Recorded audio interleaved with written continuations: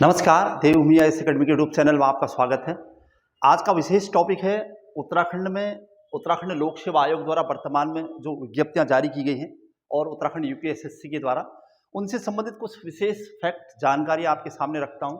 ये विज्ञप्ति है उत्तराखंड लोक सेवा आयोग की और इस बार उत्तराखंड लोक सेवा आयोग ने पिछला लोक सेवा आयोग का रिजल्ट आने से पहले ही जो विज्ञप्ति दी है और इस बात का प्रमाण है कि आने वाले लोक सेवा आयोग की भर्तियां लगातार ईयर टू ईयर होंगी, जैसे अदर स्टेट्स में हो भी रही हैं।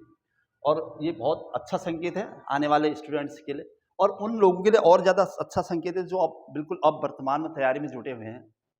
और उत्तराखंड लोक सेवा आयोग एक बहुत अच्छा सा मंच है आप लोगों की तैयारी के लिए। तो थोड़ा सा जो नए बच्चे हैं इस क्षेत्र में आना चाहते हैं उनके लिए क्या उम्र सीमा है, क्या क्या इसका सिलेबस है, थोड़ा इस पर डिस्कस करने आया हूँ।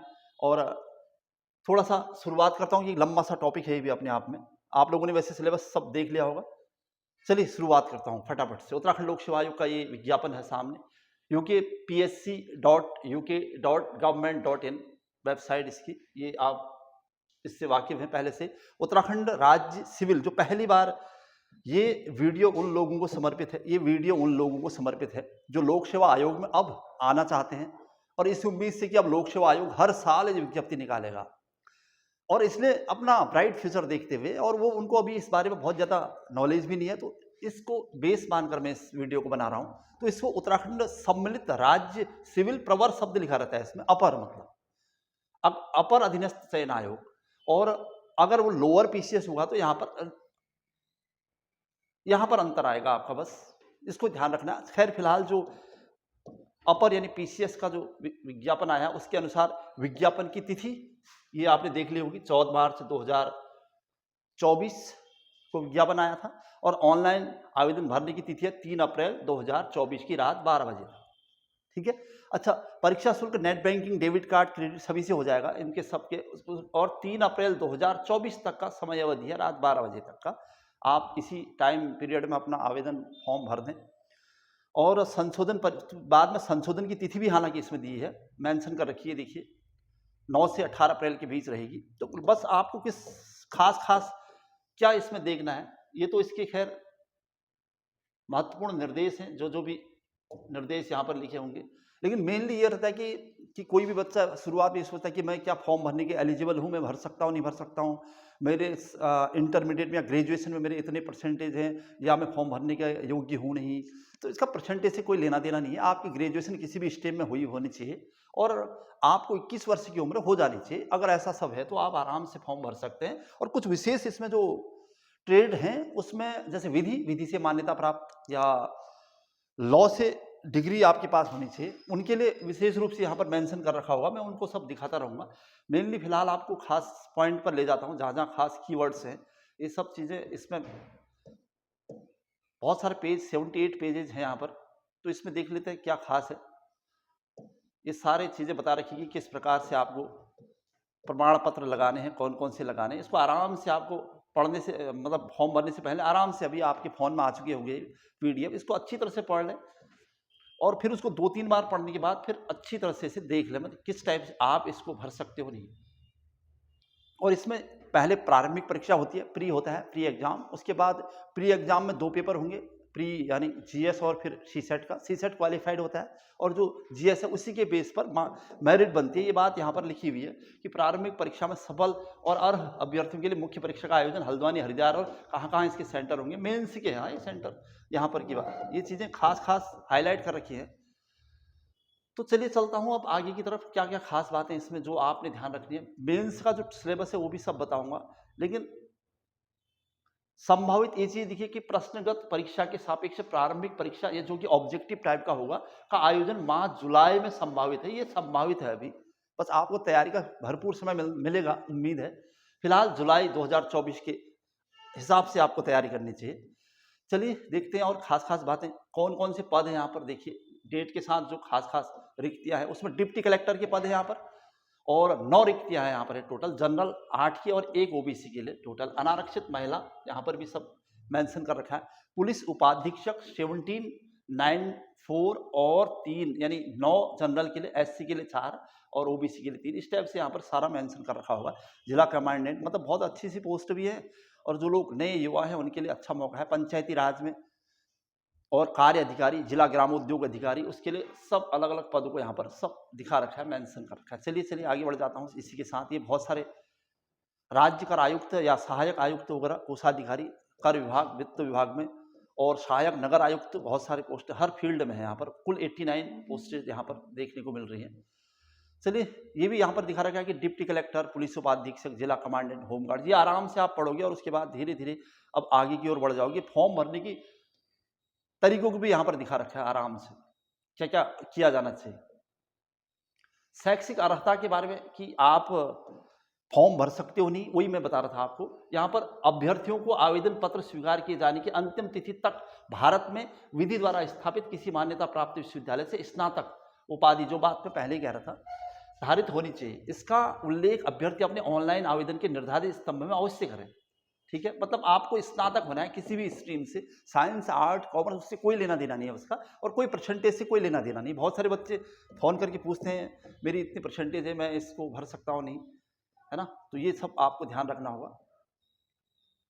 अच्छा, कुछ खास बातें हैं। कुछ ऐसे भी पद हैं इसमें जिसमें प्रादेशिक सेना में 2 वर्ष की न्यूनतम अवधि तक सेवा की हो, उन लोगों के लिए अधिमान्य अर्हता जिसे हम कहते हैं। उपयुक्त तालिका के क्रम में ये जो सब है उसके साथ अधिमान्य अर्हता में एक तो ये है, दूसरा एनसीसी राष्ट्रीय क्रेडिट कोर का बी प्रमाण पत्र प्राप्त किया होना चाहिए, ये सब भी इसमें है। ठीक है, उसके लिए अलग से यहाँ जिला कमांडेंट का जो अलग से पोस्ट आई है, ये है। होमगार्ड्स, सहायक नगर आयुक्त, अधिशासी अधिकारी, इसमें प्रादेशिक सेना में 2 वर्ष की न्यूनतम सेवा की हो, ये है। और राष्ट्रीय क्रेडिट कोड बी और सी प्रमाण पत्र किया होना चाहिए, उसके लिए अलग से है।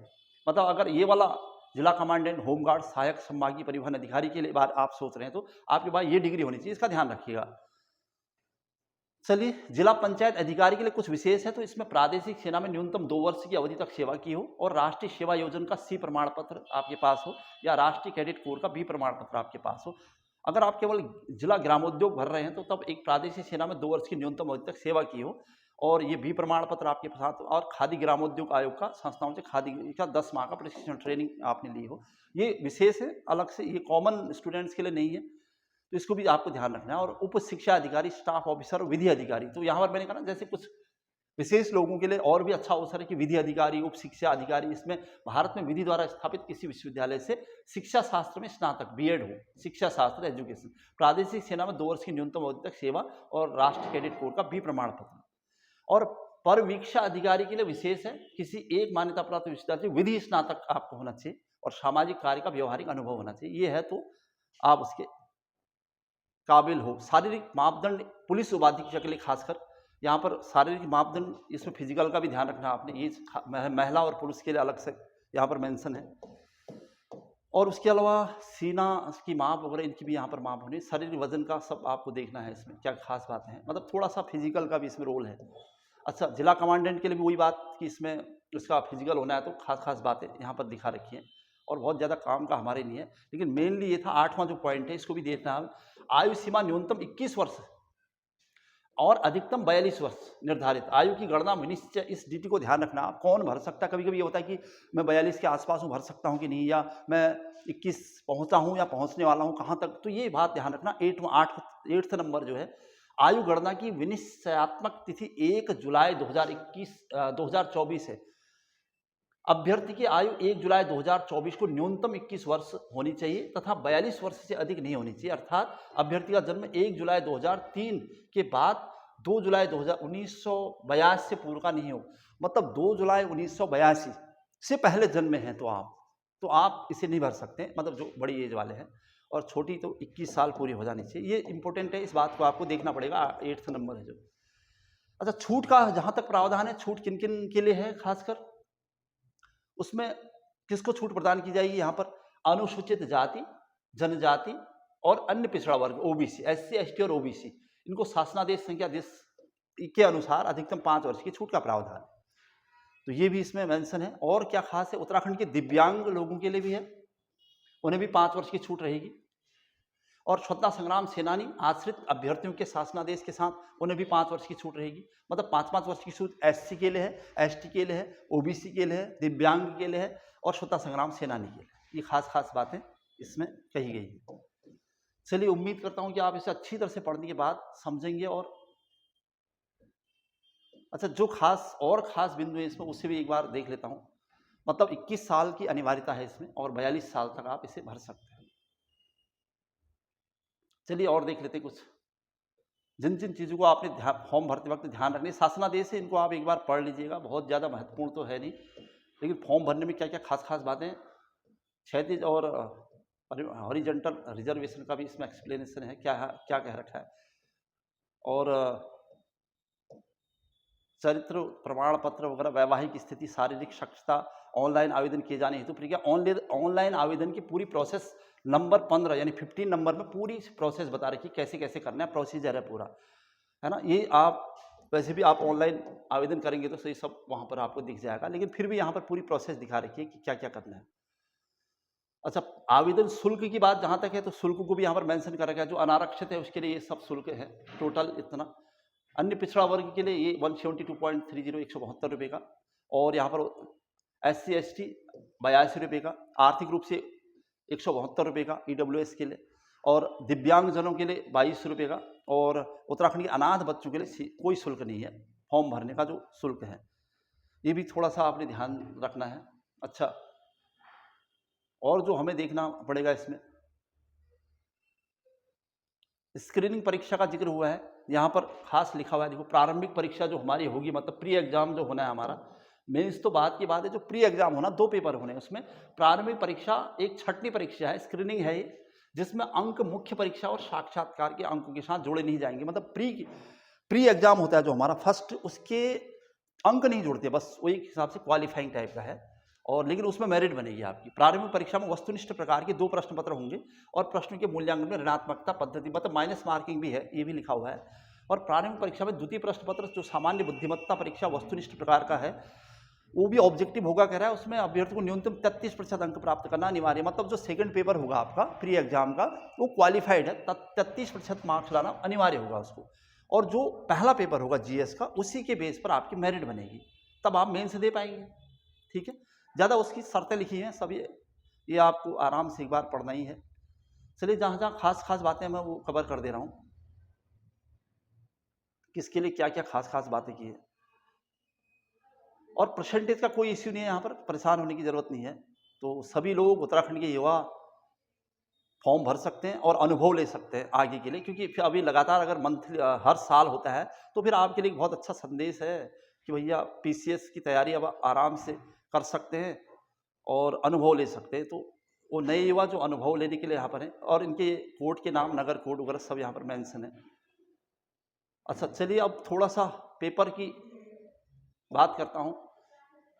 प्री एग्जाम की बात है। प्रारंभिक परीक्षा मतलब 3 स्टेप में होना है पेपर। प्रारंभिक परीक्षा ऑब्जेक्टिव टाइप का होगा, मुख्य परीक्षा फिर इसका रिटर्न होगा लिखित प्रकृति का, और फिर इंटरव्यू होगा, साक्षात्कार। और जो प्रारंभिक परीक्षा ऑब्जेक्टिव टाइप का, उसमें पहला प्रश्न पत्र है सामान्य अध्ययन, यही है पूरी मेरिट बनाने वाला। और इसमें 150 क्वेश्चन है, और हर क्वेश्चन 1 अंक का होगा, मतलब 150 टोटल पूर्णांक होगा। 2 घंटे का टाइम पीरियड है। और दूसरा पेपर है सामान्य बुद्धिमत्ता परीक्षा, सेकंड पेपर CSET इसे कहते हैं हम लोग। और इसमें 100 क्वेश्चन आने वाले हैं, और हर क्वेश्चन 1.5 अंक का है, मतलब अपने आप में इंपॉर्टेंट है। लेकिन इसमें क्या है कि 150 टोटल पूर्णांक है, ये भी 2 घंटे का होगा, और टोटल 300 मार्क्स का है इसमें। ठीक है, तो सेकंड पेपर में तो आपको केवल क्वालिफाई करना है ये, और इसकी आपको मेरिट बनेगी, ये ध्यान रखना है। इसी मेरिट के बेस पर आप मेंस के दे पाएंगे। फिर मेंस के एग्जाम के लिए आप, मुख्य परीक्षा का कुछ स्टाफ इस बार चेंज हुआ है। और एक और यहाँ के स्टूडेंट्स के लिए खुशखबरी है कि इस बार मुख्य परीक्षा में थोड़ा सा बदलाव आए हैं, और उत्तराखंड मूल के जो लोग हैं उनको ज़्यादा फायदा है। हाँ, लेकिन जो मैथ्स स्ट्रीम वाले हैं उनको थोड़ा लॉस भी हुआ है, क्योंकि मैथ में अच्छे मार्क्स आ रहे थे। अच्छा, मुख्य परीक्षा के जो पेपर है यहाँ पर, पहला पेपर है सामान्य हिंदी का, और 3 घंटा।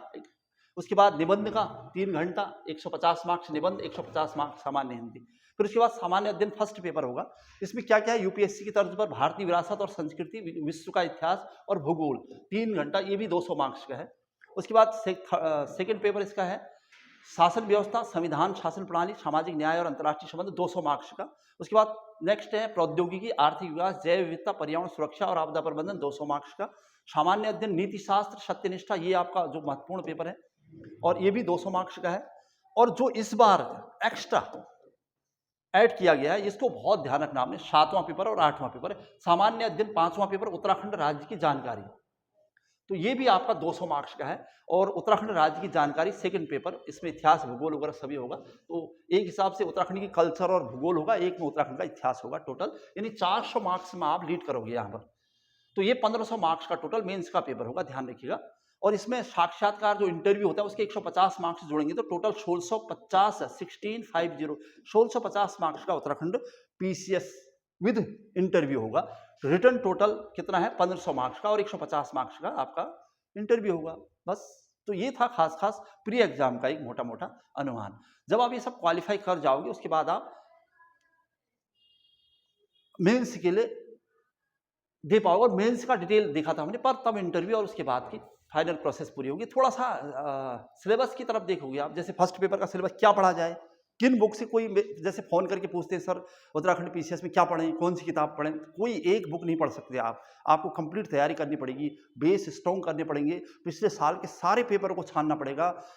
यूपी पीसीएस के पिछले 10 से 15 सालों के पेपर्स, उत्तराखंड पीसीएस के जितने भी अब तक के एग्जाम हो रहे हैं उनका प्री एग्जाम का total detail with solve paper, वो सब।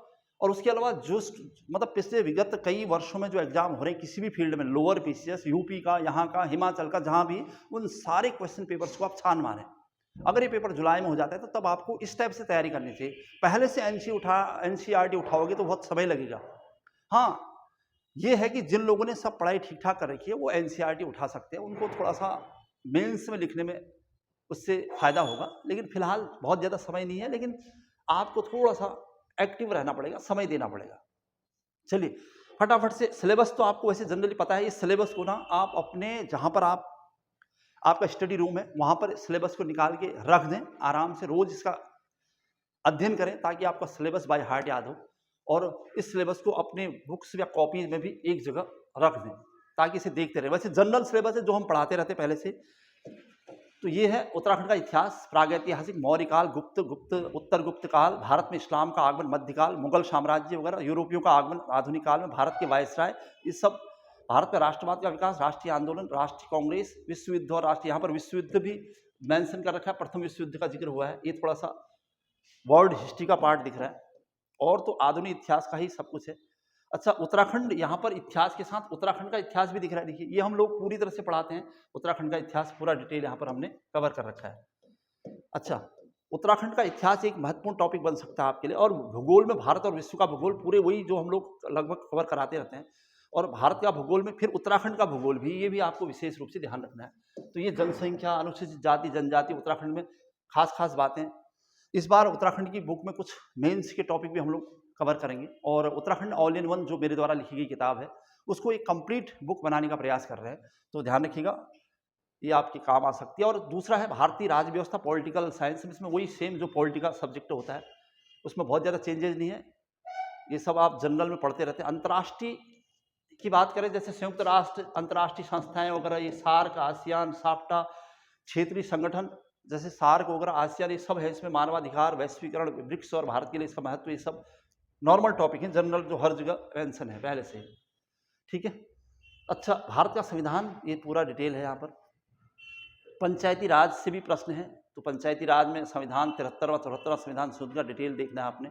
लोक नीतियाँ, लोक अधिकार, मौलिक अधिकार, ये सभी इसमें है। यूनिट 4 में आर्थिक और सामाजिक विकास, यहाँ पर इकोनॉमिक्स का पार्ट शुरू हो रहा है, थोड़ा सा इसको भी ध्यान रखना है। आर्थिक नीतियाँ, भारत में आर्थिक नियोजन सभी है, निजीकरण, उदारीकरण, वैश्विक एलपीजी मॉडल जो हम पढ़ते हैं। एफडीआई के बारे में पूरा डिटेल है। मुद्रास्फीति, आर्थिक विकास, गरीबी, बेरोजगारी से संबंधित टॉपिक है। मानव विकास सूचकांक वगैरह करंट में भी अपडेट रखना पड़ेगा। बजट की विशेषता, मैंने बजट आपको उत्तराखंड का बजट पूरी तरह से मेंशन कर रखा है, आर्थिक समीक्षा भी। और भारत का बजट जुलाई के बाद क्लियर होगा, अंतरिम बजट मैंने आपको एक्सप्लेन करके बता रखा है। वो जो सारे टॉपिक उनको सेव कर लो अपने पास, अपने अभी से।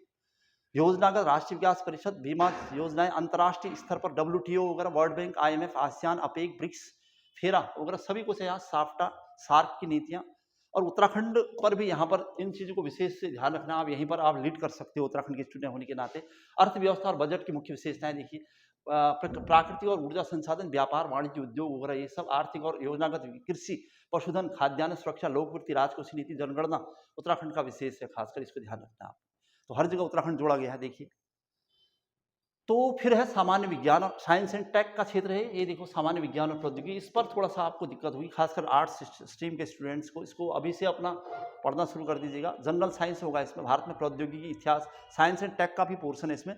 पारिस्थितिकी और पर्यावरण भी है, थोड़ा सा पर्यावरण का पोर्शन भी आपने देखना है, क्योंकि पर्यावरण से तो हर जगह क्वेश्चन बनता ही जा रहा है, तो ये भी आपने देखना है। परंपरा की नीतियाँ, खेती के प्रकार वगैरह, वर्तमान पॉलिसीज क्या है भारत सरकार की, और आर्द्र भूमि वेटलैंड एरियाज, देखो वेटलैंड अलग से टॉपिक चल रहा है वर्तमान में, काफी महत्वपूर्ण है। जो अधिनियम जो इससे संबंधित है, पर्यावरण संकट से संबंधित, ये सब लोग हम लोग पढ़ते रहते हैं, मतलब अपनी जनरल जीएस स्टडीज में, जनरल क्लासेज में भी। और फिजिक्स का भी इसमें पार्ट है, देखिए फिजिक्स से लिखा हुआ अलग से विज्ञान, तो फिजिक्स में जनरल वही, कंप्यूटर भी इसका पार्ट है। तो लाइफ साइंस वगैरह, वैज्ञानिक परिभाषावली, यूनिट 8 इसका लास्ट यूनिट ये है कि राष्ट्रीय और अंतर्राष्ट्रीय महत्व की घटनाएं, इसमें विश्व और भारत का सब कुछ डिटेल होगा, यानी करंट अपडेट से सब कुछ जो पिछले 1 से 1.5 साल 2 साल में हुआ है। ठीक है, तो उम्मीद करता हूं कि आप जो हमारे वीडियोज हैं उससे अधिक से अधिक फायदा उठाएंगे। अब जाके सेकंड पेपर है, सेकंड पेपर में फिक्स है मामला, और जो हमारे अपने पेपर हैं सेकंड पेपर का, खासकर जो वस्तुनिष्ठ टाइप है, ये सामान्य बुद्धिमत्ता परीक्षा सेकंड पेपर जो हम कह रहे हैं, इसको ध्यान रखेंगे। तो इसमें जो अभिक्षमता परीक्षा है, कथन, वचन और असत्य कथन, और ये एक टॉपिक है इसका, समरूपता, समानता। दूसरा संप्रेषण और अंतर्वैयक्तिक कुशलता, ये तार्किक और विश्लेषण योग्यता, तो ये भी वैन आरेख वगैरह, अंकगणित का कुछ पार्ट है इसमें, तर्क वितर्क, तो ये सीसेट का पार्ट है। इसके लिए अलग से आपको पढ़ना, डिसीजन मेकिंग है इसमें, समस्याओं का समाधान है, इससे संबंधित प्रश्न होंगे। सामान्य मानसिक योग्यता के टॉपिक है इसमें, दिशाबोधक, सामाजिक और बौद्धिक, भावनात्मक बौद्धिकता वाले टॉपिक, संख्यात्मक अभिज्ञान वाले टॉपिक है इसमें अलग से। ये सीसेट का पार्ट है। जो जनरल स्टडीज पढ़ रहे हैं रात दिन, मतलब बहुत बड़ी मात्रा में पढ़ रहे हैं, उनको ये देखना पड़ेगा कि उन्हें सीसेट में भी थोड़ा सा ध्यान रखना पड़ेगा। बहुत ईजी होता है वैसे प्री एग्जाम, खासकर सीसेट में तो केवल 33% क्वालिफाइंग है, बहुत अच्छा अपॉर्चुनिटी है आपके लिए, और आप इसे चूक नहीं सकते। इस सिलेबस को देखिए, ये मत सोचना कि बहुत टफ है, बहुत ईजी है, बहुत टफ नहीं है। प्री एग्जाम निकालने में बहुत दिक्कत नहीं होनी चाहिए। आंकड़ों का चार्ट, ग्राफ, तालिका के माध्यम से प्रस्तुतिकरण, आंकड़ों की पर्याप्तता, ये इसका सेकंड पार्ट है। चलिए, और यूनिट सेकंड, ये सब इसका इंग्लिश वाला पार्ट है। थोड़ा सा इंग्लिश वर्जन, वोकेबुलरी वगैरह, एंटोनिम, सिनोनिम्स है इसमें, वन वर्ड सब्स्टिट्यूशन है, फहराज वगैरह, ट्रांसफॉर्मेशन ऑफ सेंटेंसेज है। हिंदी भाषा में थोड़ा सा हिंदी की भी जानकारी आपको होनी चाहिए। पूरी जनरल हिंदी पढ़ने की जरूरत नहीं है, खासकर पीसीएस के लिए। तो इसमें हिंदी का एक बड़ा सा पैराग्राफ होगा, उस पर ऑब्जेक्टिव टाइप क्वेश्चन होंगे नीचे, और फिर एक गद्यांश होगा। इसमें मुहावरे, अलंकार, लोकोक्तियाँ, तत्सम, तद्भव, देशज, विदेशज, पर्यायवाची, विलोम, ये सब वैसे लग ही रहा है, सभी है, कुछ समाज भी है, देखिए संधि भी है, प्रत्यय, उपसर्ग, सब कुछ है। तो अपने आप में एक बड़ा सा टॉपिक था ये। ठीक है, अब ये मेंस का टॉपिक है। तो मेंस का टॉपिक मैंने पूरा ही बता ही दिया आपको कि मेंस में आपके अलग अलग जो क्वेश्चन पेपर हैं उनके अलग अलग मार्क्स हैं, लेकिन 200 मार्क्स का उत्तराखंड प्रथम और 200 मार्क्स का उत्तराखंड सेकंड, यानी 2 पेपर आपको एक्स्ट्रा ऐड मिल रहे हैं। इसका फायदा उठाना है आपने मेंस में, लेकिन मेंस की बात मेंस में होगी। फिलहाल आज का टॉपिक यहीं पर समाप्त करना है मैंने, मतलब प्री एग्जाम को कैसे किया जाए, इसे बहुत टफ न समझा जाए। आप लोग जनरल ग्रुप सी की भी जो तैयारी कर रहे हैं वो भी इसको क्वालिफाई कर सकते हैं, और सीसेट का फायदा उठा के आपके जीएस में इसका फायदा उठा सकते हैं। जीएस में उत्तराखंड भी विशेष रहेगा, आपको बताइए 20 से 25 मार्क्स उत्तराखंड का रोल रहता है, और मैथ्स और रीजनिंग से बहुत ज़्यादा डरने वाली बात नहीं है। और जनरल मैथ्स और रीजनिंग भी अब आपको आती है, तो कुछ प्रैक्टिस के बाद आप इस तक पहुँच सकते हैं। तो उम्मीद करता हूँ कि उत्तराखंड पीसीएस, उत्तराखंड लोक सेवा आयोग लगातार आने वाले समय में आप पीसीएस हर साल निकालता रहेगा, और उत्तराखंड के युवा इस उद्देश्य में सफल होते रहेंगे। और दूसरा वीडियो लेके आऊँगा एलटी का जो विज्ञापन आया है, और लगभग 1500 पोस्ट हैं एलटी के लिए, और बड़ी मात्रा में यहाँ पर पोस्ट हैं। तो अभी से तैयारी में जुट जाइए, उम्मीद करता हूँ कि आप सफल होंगे। जब तक सफल हो नींद चैन की त्यागो तुम, संघर्षों का मैदान छोड़ मत भागो तुम, कुछ किए बिना ही जय जयकार नहीं होती, मेहनत करने वालों की हार नहीं होती। जय हिंद, जय उत्तराखंड।